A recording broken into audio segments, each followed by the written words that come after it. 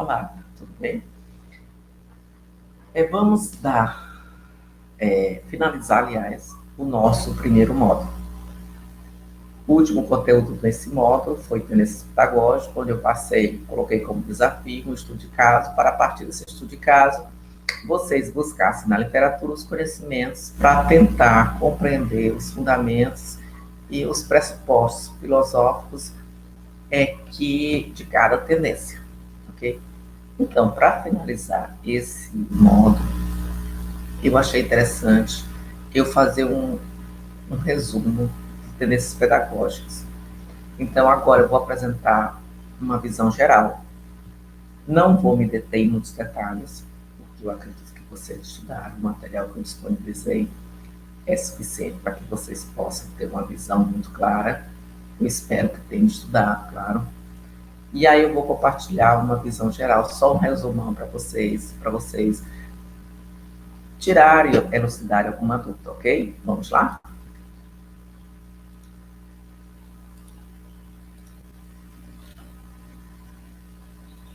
Estamos aqui, concepção de tendência.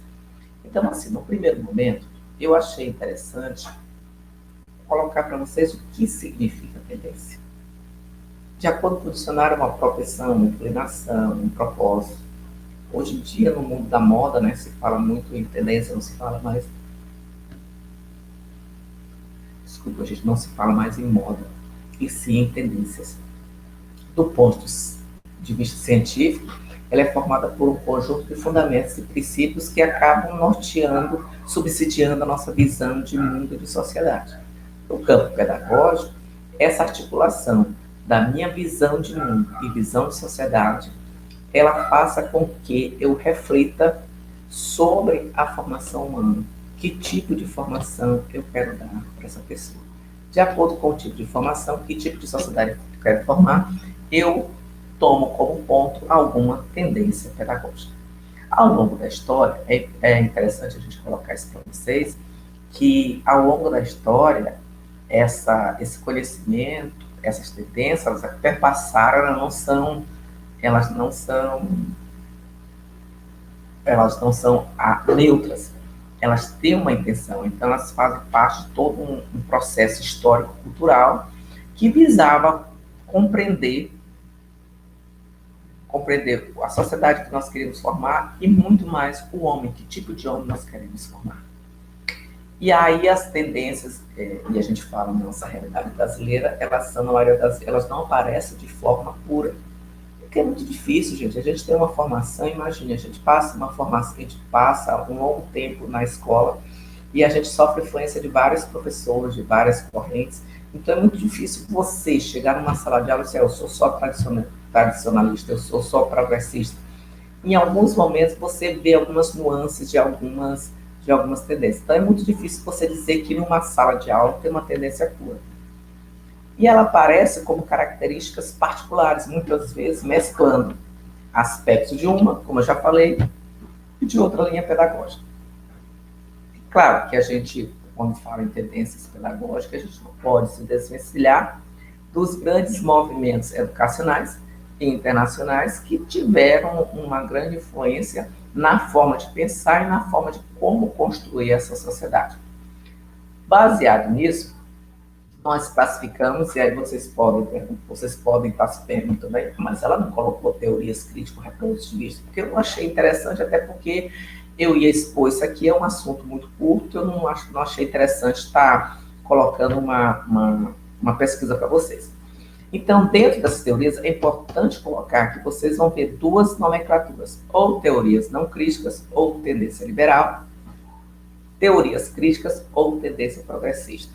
Todas as duas estão corretas. Então, nessa visão, nós vamos ter três classificações: teorias não críticas ou tendência liberal. Dentro dessa linha, nós temos a tendência tradicional, a pedagogia escolar-navista e a pedagogia tecnicista. Nós vamos falar de uma forma geral das teorias crítico-reprodutivistas e as teorias críticas ou tendência progressista. Dentre elas, nós destacaremos a libertária, a libertadora, a histórica crítica ou crítica social dos conteúdos. Vamos abordar em primeiro momento as teorias não críticas ou tendência liberal. Atentem que são duas nomenclaturas que podem ser usadas. Dentro das teorias não críticas ou tendência liberal, nós vamos ver a pedagogia tradicional ou conservadora, vamos ver a pedagogia escolanovista e a pedagogia tecnicista. E o que cada uma dessas aborda? Bom, a pedagogia tradicional, ela tem duas vertentes, a católica e a laica. Por exemplo, quando os jesuítas chegaram aqui ao Brasil, o objetivo deles era catequizar os índios. Então, se vocês perceberem na história da educação, vocês vão ver um título de um livro, Ratio Studiorum, que onde tinha todos os passos para a educação indígena. E depois de um certo tempo, ela passou a ser laica, ou seja, não havia obrigatoriedade da educação católica. Ela tem como principal representante o Herbert, a psicologia que subjacente a essa tendência natista. O que é essa pedagogia? O que é essa psicologia? Com certeza vocês lembram, quando vocês estudaram psicologia, que nós temos a psicologia da corrente natista, ou seja, para essa corrente, o ser humano já nasce com um dom, ele já nasce propenso a desempenhar uma atividade. Enquanto que hoje a gente diz que as competências são desenvolvidas, naquela época a psicologia natista, ela colocava como referência que o ser humano já nascia com, digamos assim, com um dom. A filosofia, a concepção humanista tradicional. A escola. Qual o papel da escola nessa pedagogia? Converter súdito em cidadão que domine a arte e a retórica. Bom, o objetivo naquele período era só os estudos humanísticos e enciclopédicos. O que quer dizer isso? Quer dizer, gente, que em nenhum momento, eu pensei que eu tivesse um fone, que em nenhum momento a realidade era colocada em voga. Em nenhum momento a realidade é colocada em voga. O professor, nesse processo, é o centro do processo educativo. O aluno é um aluno passivo, receptivo. Podemos fazer um trocadilho aqui com a questão da reflexão de Paulo Freire, o aluno como uma educação bancária.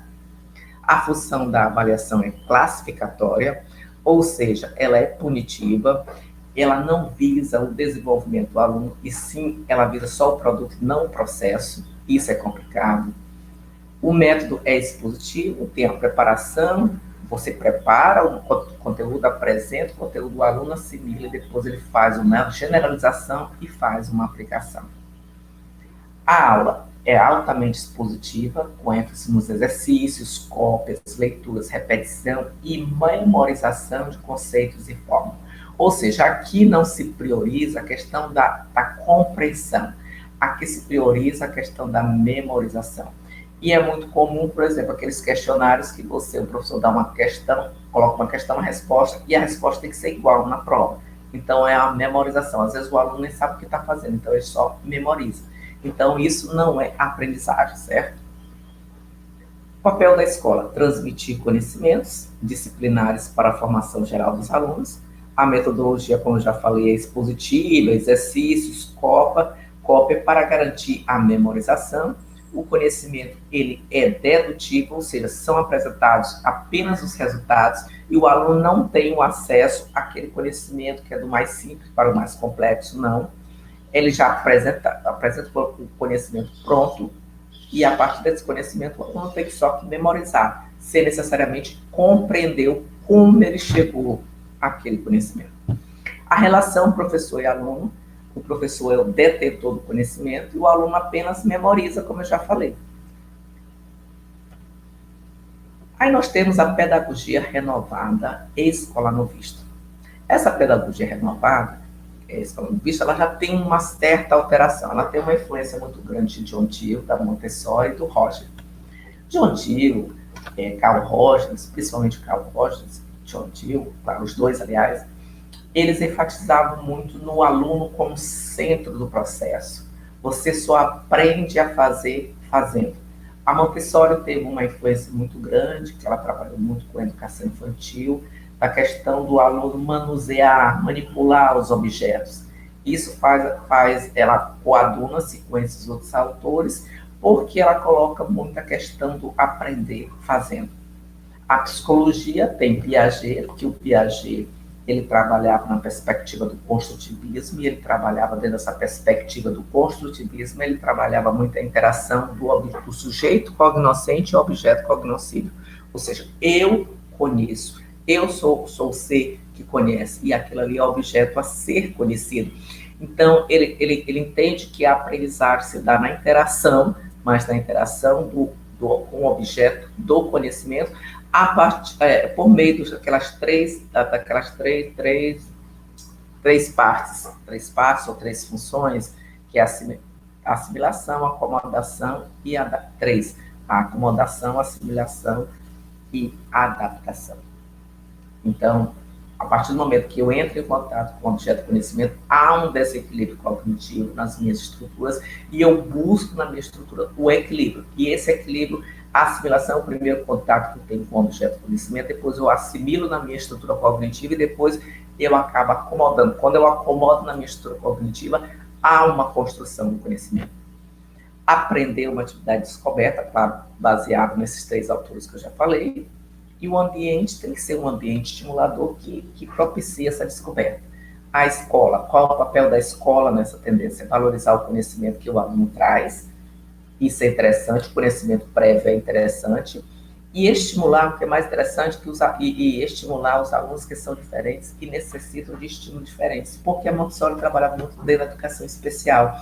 Então, claro que ela tinha métodos diferenciados para cada criança. Os conteúdos são selecionados a partir dos interesses e experiências vividas dos alunos. Aí, dentro da próxima, nós temos a pedagogia renovada ou escolanovista. Qual o papel do professor? O professor é um facilitador, aliás, continuamos, né? O professor é um facilitador da aprendizagem. Ele tem a função de ajudar o aluno para o seu desenvolvimento livre e espontâneo. O aluno larga de ser, deixa de ser passivo e assume um papel mais ativo. A avaliação, valorização dos aspectos afetivos, que são as atitudes, e ênfase na autoavaliação. O método de pesquisa, a gente já falou, que é o método da descoberta, é proposto uma atividade, nessa atividade é dado um problema, os alunos fazem o levantamento dos dados, formulam as hipóteses, vão experimentar para depois verificar em loco se vão refutar ou confirmar as hipóteses previamente elaboradas. O papel da escola é adequar justamente as necessidades individuais do homem ao meio, e o produto é a interação entre o homem e o meio. A metodologia baseia-se basicamente em propiciar experiências para que esse aprendizado ocorra por meio de pesquisa individual, ou seja, do mão na massa, do aprender fazendo. A relação do professor-aluno é um clima psicológico democrático, até porque justamente para com o objetivo de auxiliar e estimular o aluno para essa aprendizagem. Aí nós temos outra pedagogia, que é a pedagogia tecnicista. Nós temos como principais representantes o Skinner, o Bloom, do Cossette Ramos. O Skinner, dentro da psicologia, ele é representante da teoria behaviorista ou comportamentalista. O Bloom trabalhou muito dentro da perspectiva da taxonomia do Bloom, dos valores, da classificação dos objetivos de acordo com o nível de aprendizagem. E a psicologia, claro, que é behaviorista, comportamentalista. Então, nessa pedagogia, busca pela eficiência e eficácia, pela qualidade, pela racionalidade. Por quê? Porque ela tem como cunho filosófico o positivismo. O positivismo ele prima pela racionalidade, pela mensuração, pela eficácia, pela produtividade. A escola, se ela tem uma influência do Skinner, ela trabalha como uma instituição modeladora de comportamento dos alunos. que prevê que os indivíduos prevê comportamentos ideais para que aquele aluno possa ser inserido no mercado de trabalho. Os conteúdos são princípios, leis, organizações, em uma sequência lógica, psicológica, estabelecida e ordenada por especialistas. Ou seja, se a gente perceber, se estudar um pouquinho o Skinner a fundo, a gente vê que tem uma instrução programada. E a gente trabalha muito o Skinner quando a gente vai avaliar ambientes virtuais de aprendizagem, que a gente vê a granularidade do conteúdo. Quando a granularidade é baixa, ou seja, significa que é alta, aliás, significa que o conteúdo é muito esmiuçado. E aí é uma tendência muito grande da teoria subjacente àquele ambiente ser behaviorista. O papel, o professor é o técnico responsável, justamente para garantir essa eficiência. O aluno, ele acaba ser fragmentado, porque ele não tem uma formação geral, ele só tem uma formação técnica, ele só é formado para aprender a fazer, ou seja, a escola acaba formando um tarefeiro e não um pensador, um aluno com senso crítico, e até porque o senso crítico, uma pessoa com senso crítico não era de interesse daquela época. A avaliação, ela tem o foco todo na produtividade do aluno, e ocorre sempre ao final, com a finalidade de saber se os alunos adquiriram o comportamento desejado. O papel da escola: produzir indivíduos competentes para o mercado de trabalho. Claro, porque essa pedagogia ela surgiu, se vocês forem estudar um pouquinho na história, é impossível a gente falar de educação sem contextualizar, mas ela foi no período da grande revolução industrial, onde o mercado de trabalho surgiu um boom, onde precisávamos naquela época de mão de obra barata. Então, a escola, e a gente vai ver lá um pouquinho na frente, numa teoria que a gente vai trabalhar, que a escola acaba funcionando como um aparelho ideológico do Estado. A metodologia, ela tem muito em voga a Lei de Diretrizes de Bases Nacionais, a 4.024/61, que foi a grande reforma do ensino superior, e a 5.092/71, que foi a reforma do primeiro e segundo grau, que começou a instituir o ensino profissionalizante, justamente para atender essa demanda do mercado. A relação do professor-aluno é o técnico, o professor é o técnico responsável por garantir essa eficiência. Aí nós temos aqui a teoria crítico-reprodutivista, que aí nós temos a teoria do sistema do ensino enquanto violência simbólica. É uma teoria que a gente trabalha da questão do sistema de ensino, a violência simbólica, ele acaba repercutindo toda a ideologia da sociedade. A teoria da escola enquanto aparelho ideológico do Estado, a escola, e é o que eu falei ainda há pouco, que nós íamos tratar dessa questão, a escola acaba sendo, nessa perspectiva, e é verdade, um aparelho ideológico do Estado que está a serviço do Estado, ela acaba repercutindo todos os valores e ansiedade de uma determinada política e vai passando e reproduzindo para a sociedade. E a teoria da escola dualista é aquela teoria que existe duas escolas, uma para pobres e outra para ricos. E aí nós temos um livro muito interessante, que é de Bourdieu, que ele fala da reprodução de elementos para uma teoria de sistema de ensino. É um livro interessante, que eu acho que é bem interessante se vocês tiverem a oportunidade de ler. A escola, nessa perspectiva, ela reproduz o hábitos. O que é o hábitos? É todos os costumes e tradições de um determinado momento histórico. Ele acaba reproduzindo. Por isso que é um aparelho ideológico do Estado. Porque o que é um aparelho ideológico? O que é a ideologia? É um corpo de conhecimento de ideias que acabam refletindo na forma como, nas minhas atitudes e nas minhas ações. Então, se a escola é um aparelho ideológico do Estado, ela acaba estando a serviço do Estado. A escola, aí tem aqui a IE, que é o aparelho ideológico do Estado, da sociedade capitalista. A escola, ela acaba, dentro dessa teoria, enquanto aparelho ideológico do Estado, o que eles acreditam? Que a escola, ela é uma reprodução da força de trabalho e inculcação ideológica. Ou seja, na escola, ela não trabalha, dentro dessa visão, a escola não trabalha a visão crítica, e sim formar pessoas que atendam a um certo momento político, histórico e cultural. A escola capitalista na França, aí nós temos aqui a escola dividida em duas redes, a primária profissional, que é destinada a trabalhadores, e a secundária superior destinada à burguesia. Então, aqui, de cara, nós vemos uma escola dualista. É uma escola que é destinada aos trabalhadores, que é a primária profissional, ou seja, o trabalhador, o que eu quero? Eu quero uma mão de obra barata. Então, eu tenho uma escola primária profissional que forma aquilo ali e vai para o mercado de trabalho. E os burgueses não, tem uma escola secundária superior, que são os filhos dos grandes burgueses, que eles têm uma educação diferenciada. A escola acaba sendo um aparelho ideológico da burguesia e está a serviço de seus interesses. Aí nós temos aqui as teorias críticas ou tendências progressistas. Dentro dessas teorias, nós temos a pedagogia libertária, a pedagogia libertadora, a pedagogia histórica crítica ou crítica social dos conteúdos. O que cada uma pregou? A pedagogia libertária, se vocês me perguntarem, ela não tem uma aplicação na escola. Ela tem como principal expoente o Freinet, ela trabalha muito a questão da autogestão, ela rejeita toda forma de governo, o objetivo da escola é desenvolver os mecanismos de mudanças institucionais e no aluno, com base na participação grupal, onde ocorrerá a prática pedagógica. Então, a gente percebe que a escola...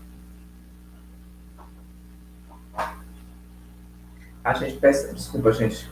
A gente percebe que a escola, ela não tem nenhuma... o objetivo dessa pedagogia, aliás, é rejeitar toda forma de governo.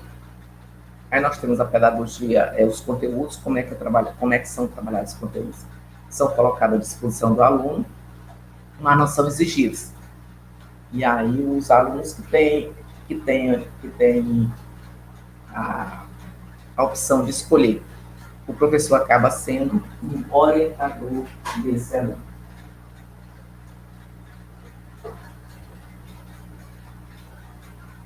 E que prima mais basicamente essa pedagogia, que os conhecimentos são incorporados para serem utilizados em outras situações. A autogestão, ela é o conteúdo e o método, ela trabalha muito a autogestão. O aluno são colocados conteúdos, o aluno escolhe qual é a disciplina que ele quer estudar, qual é a matéria que ele quer estudar, ver se isso dá certo, né, gente? É uma ideologia, né? É um sonho, é uma utopia. A participação, eles trabalham muito a participação grupal, em assembleias, eleições, reuniões. Isso é uma questão interessante, que é uma questão da prática democrática, né? Aí nós temos a pedagogia libertadora, que tem como principal representante o Paulo Freire. Para o Paulo Freire, a educação é sempre um ato político, e ele prima muito pela educação problematizadora, conscientizadora. A categoria pedagógica da conscientização preocupa-se com a autonomia intelectual das pessoas, para que essas pessoas possam intervir depois nessa realidade, visando mudar o que a gente chama de status quo. A escola, o objetivo da escola é a formação dessa consciência política dos sujeitos, que possam atuar e transmitir essa realidade. O Paulo Freire fala muito nessa visão de opressor e oprimido. É parte da problematização da realidade, todo o conteúdo dessa pedagogia é parte da problematização dessa realidade. E se vocês me perguntarem se teve alguma aplicação em escola formal, não, mas Paulo Freire utilizava muito com a educação de jovens e adultos, porque ele trabalhava a alfabetização na perspectiva mais problematizadora, mais crítica, que o aluno pudesse ser alfabetizado, mas não só para decodificar, mas para ler de forma crítica a realidade. Os conteúdos, eles trabalhavam com temas geradores, extraídos justamente dessa problematização e do contexto vivencial dos educantes. A relação do professor e o aluno, o professor ele acabava sendo coordenador de debates, e a relação era bem horizontal, não tinha hierarquia, era desprovido de hierarquia. A avaliação era uma prática emancipatória e não como uma punição. O método era dialógico. E a problematização, nessa perspectiva, ela permite que os alunos cheguem à compreensão crítica da realidade. E, a partir daí, possam trocar experiência em torno dessa prática social. Então, por isso que eu falo assim, ela não tem ela não teve uma aplicação na escola formal, porque ela dispensa os conteúdos, os programas previamente estruturados. Ou seja, hoje nós temos a Base Nacional Curricular Comum. O que é isso? Ela tem aqueles conteúdos que são nacionais, que são ministrados em todas as escolas.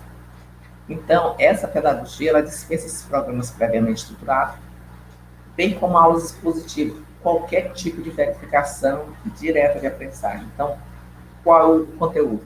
É o contexto vivencial das pessoas. A partir daquele contexto vivencial, são problematizadas as questões.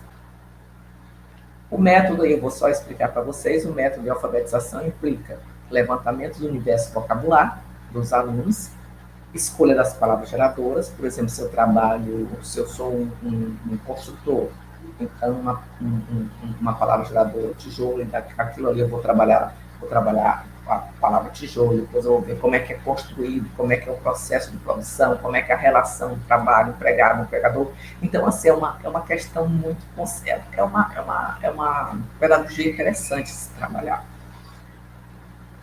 Criação de roteiros chaves, e a partir daí é interessante, gente, eu dei o exemplo do tijolo, né? A partir do tijolo vocês têm TIJOLO, e a partir daí eles vão trabalhar as famílias, porque não se trabalha no método da pedagogia libertadora, não se trabalha no modo convencional, como se vem trabalhando as sílabas A, B, B, A, C, A. Não. A partir do contexto, eles vão criando palavras, vão pegando as palavras e vão fazendo a decomposição de famílias fonéticas, e a partir dali vão alfabetizando. Uma tendência bem interessante. Aí nós temos a última, que é a pedagogia histórico-crítica ou crítica social dos conteúdos. E aí nós temos como principal representante o Temer Saviani. E aí nós temos a influência de Gramsci, de Marx, Sayers, Manacorda, entre outros.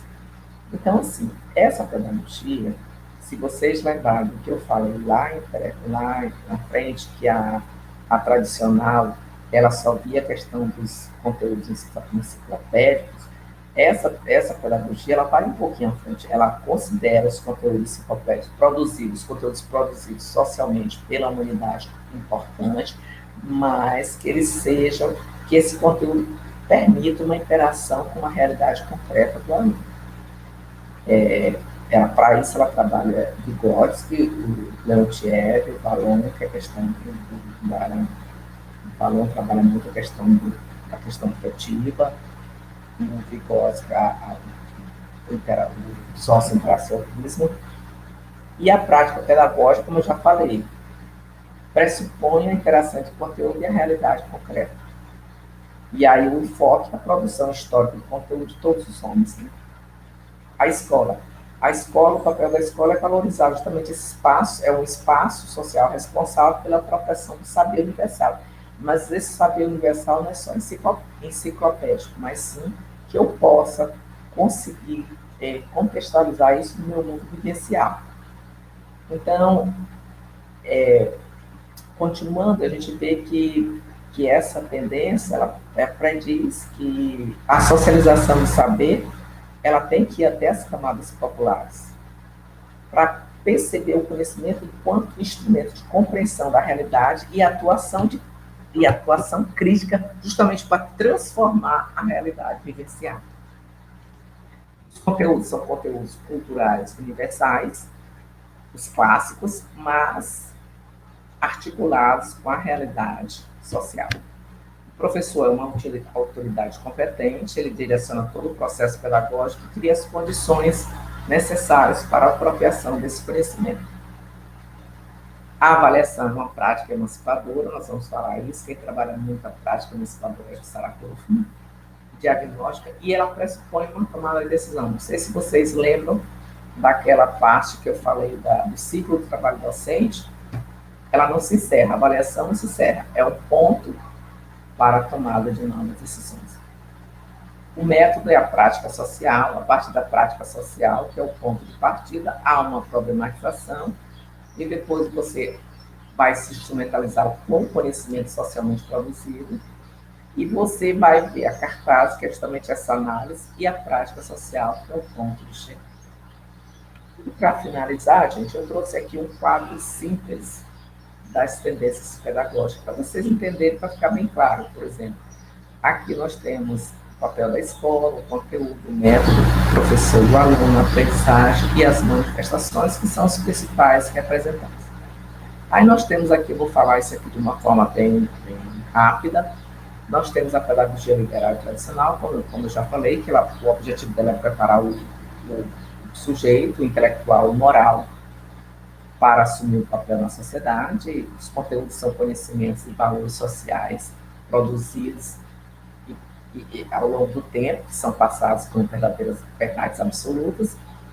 O método é a exposição direta do conteúdo, a relação do professor e aluno é uma relação de autoridade, uma relação, aliás, hierárquica. A aprendizagem ela é receptiva e mecânica, não há construção do conhecimento, pelos contrários, há uma memorização. A tendência escola mal vista, aí vamos colocar que a formação de atitudes baseia-se no conhecimento dos próprios alunos. O método é baseado na facilitação da aprendizagem. A educação ela é centralizada no aluno. E a aprendizagem nessa perspectiva é modificar a percepção da realidade. Aí nós temos como principal representante Carl Rogers, que coloca o aluno como centro do processo. Aí nós temos a tendência tecnicista, que é modelador de comportamento, que nós já vimos que ela tem uma influência muito grande da pedagogia do behaviorista. Os conteúdos são informações ordenadas, do mais simples, de forma bem clara, bem planejada, com passos, similar, claro, que a instrução programada. Os métodos são técnicas para transmissão e recepção desse conhecimento, dessa informação. A relação entre professor e aluno, o professor transmite as informações e o aluno vai fixar. A aprendizagem é baseada no desempenho. E aí nós temos as leis, que são as DD que nós já falamos. A libertadora, ela não atua, como eu falei para vocês, ela não atua em escolas, ela visa levar professores e alunos a atingir um nível de consciência da realidade em que vivem em busca da transformação social. O objetivo dela é a transformação social. Ela trabalha com temas geradores, o método é grupos de discussão, a relação é uma relação heterárquica de igual para igual, a aprendizagem baseia-se na resolução de situação de problema, e tem como principal expoente o Paulo Freire. A libertária, ela transforma essa personalidade no sentido libertário e autogestionário. Eu tenho que transformar meu aluno, ele tem que desenvolver a autogestão dele. Os materiais são colocados à prova, mas o aluno que decide o que ele quer estudar. O método é a vivência grupal. A relação do professor ela não é diretiva, e o professor assume só o papel de orientador. E a aprendizagem é informal, via grupo. Também não tem uma atuação em escola. A tendência progressista crítica social dos conteúdos, ela prioriza a difusão dos conteúdos historicamente produzidos, mas também articulado, contextualizado com a própria vivência do educando. Os conteúdos são conteúdos culturais, que já são universalmente incorporados pela humanidade. O método é parte da relação direta da experiência do aluno, confrontando com o saber sistematizado, ou seja, aí é uma interação muito grande com a vivência do aluno e o conhecimento sistematizado. O papel do aluno é participador, e o do professor assume o papel mediador nesse processo, e a aprendizagem baseada nas estruturas cognitivas já estruturadas nos alunos. Então, assim, ele baseia toda essa na questão do conhecimento prévio, na questão da interação, na zona de desenvolvimento proximal, real. E aí temos alguns representantes. Bom, gente, esse aqui é o nosso material, é o que eu achei interessante colocar como resumo geral do material de vocês. Eu espero que vocês olhem o material. Se tiver alguma dúvida, entre em contato, ok? Ficamos aqui, um abraço, e na próxima semana nós começamos o próximo módulo, tá? Um abraço a todos.